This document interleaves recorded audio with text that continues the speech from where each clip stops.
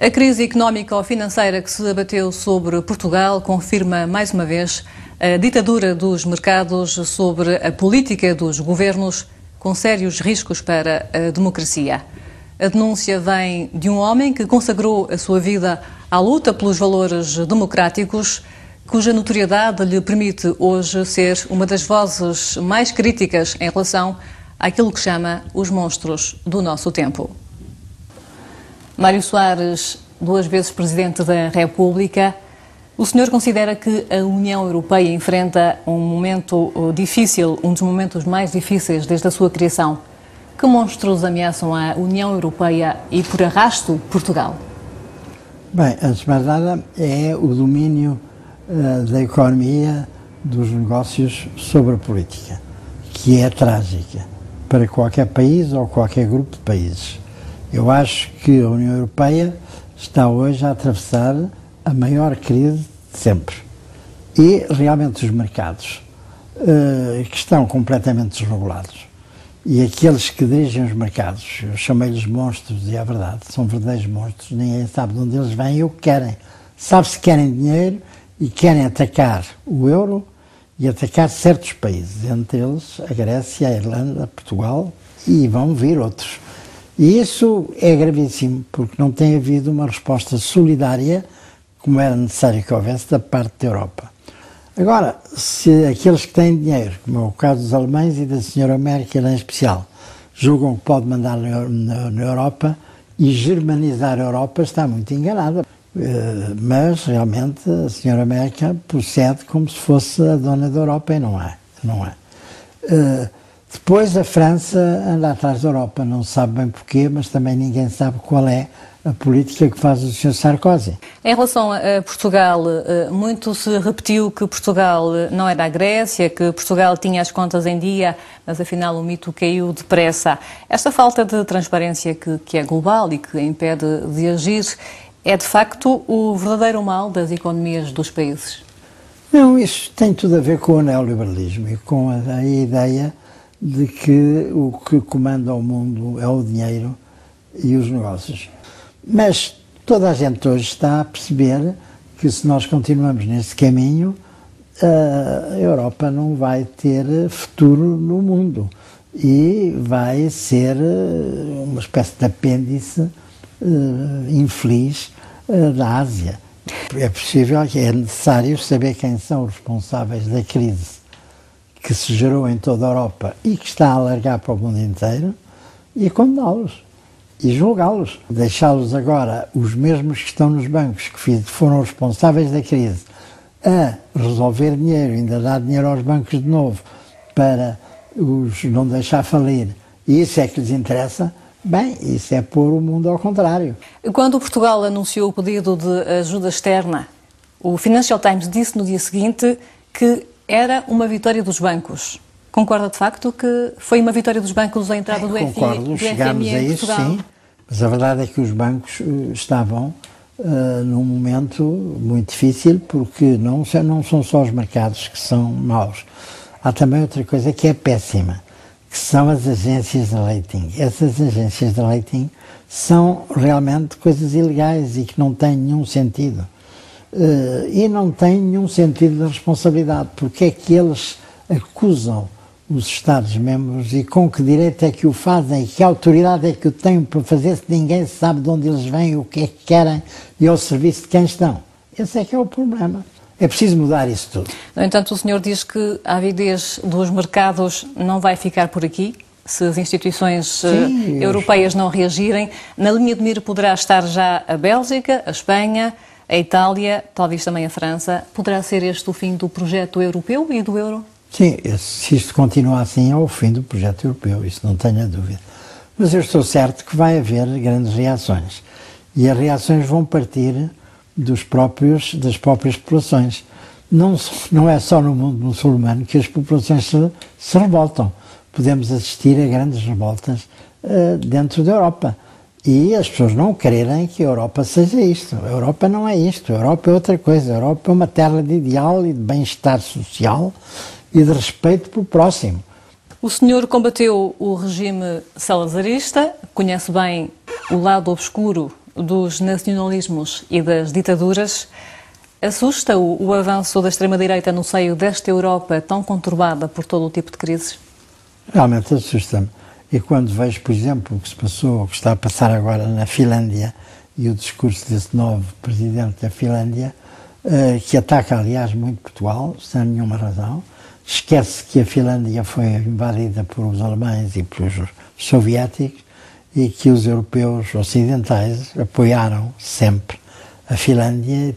Como é que agora os finlandeses se fizeram tão fechados, tão reacionários, tão absurdamente conservadores? É triste para eles, em primeiro lugar, mas é triste para a Europa no seu conjunto.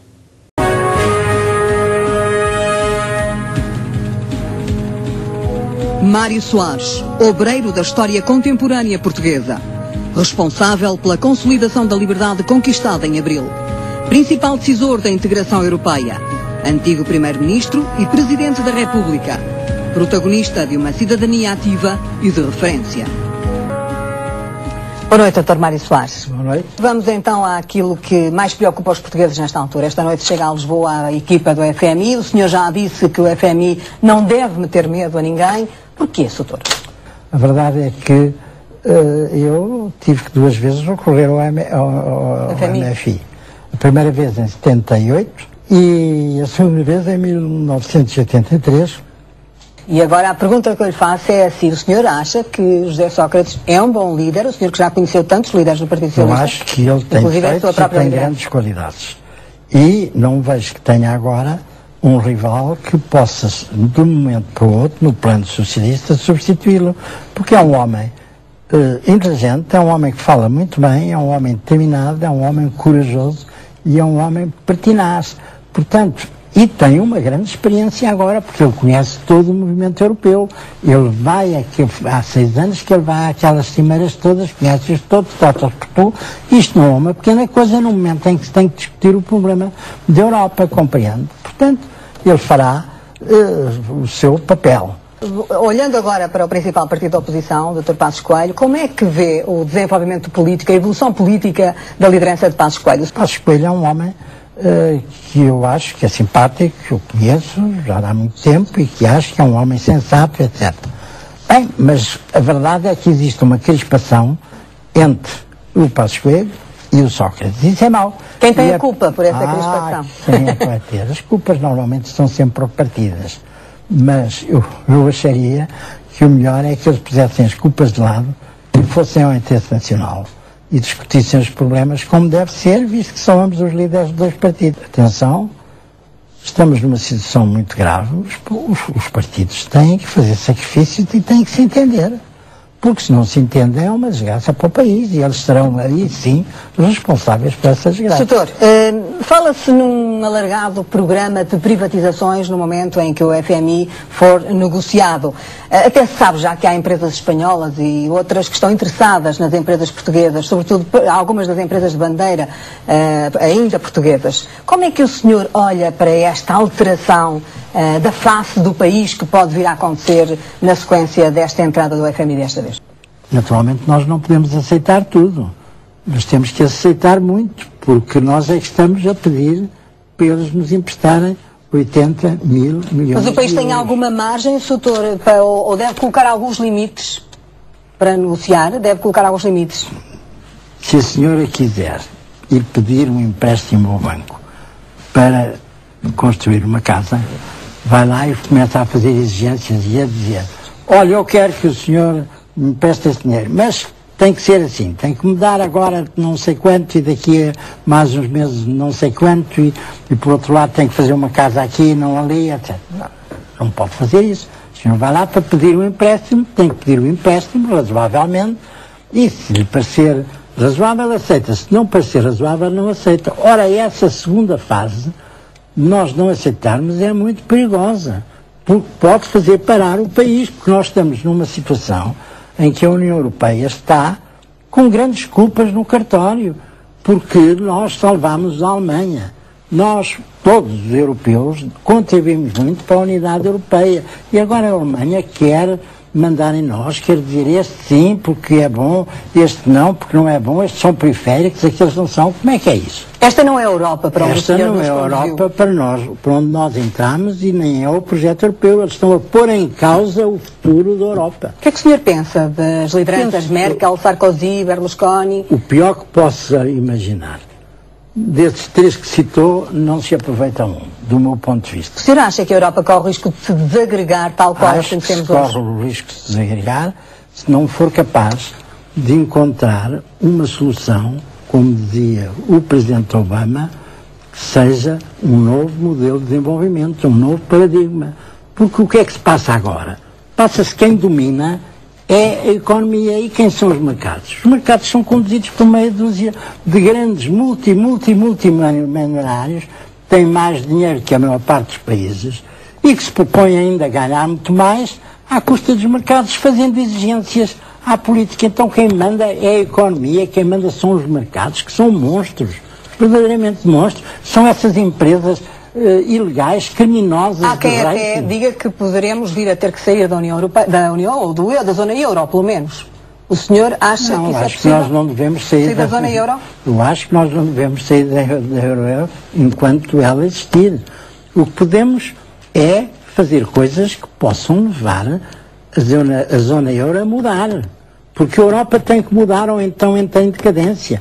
O Filipe González fez um relatório, que eu citei várias vezes em artigos que escrevi, em que era um chamado grupo de sábios, indicado pelo Conselho Europeu para fazer um relatório. Eles fizeram um relatório sobre o futuro da Europa e disseram: ou a Europa muda de sistema e de paradigma e vence a crise e continua em frente, ou se desagrega. Estamos a ser governados pelos bancos?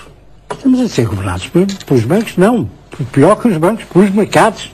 Pelos que estão também a atacar certos bancos. Foi isso que aconteceu aqui em Portugal esta semana? Exatamente, em benefício de outros. Exatamente. Nós, se não tivéssemos mudado de opinião, como mudou, e isso deve-se ao Sócrates, que realmente esteve a fazer tudo para manter a situação de não pedir ajuda externa.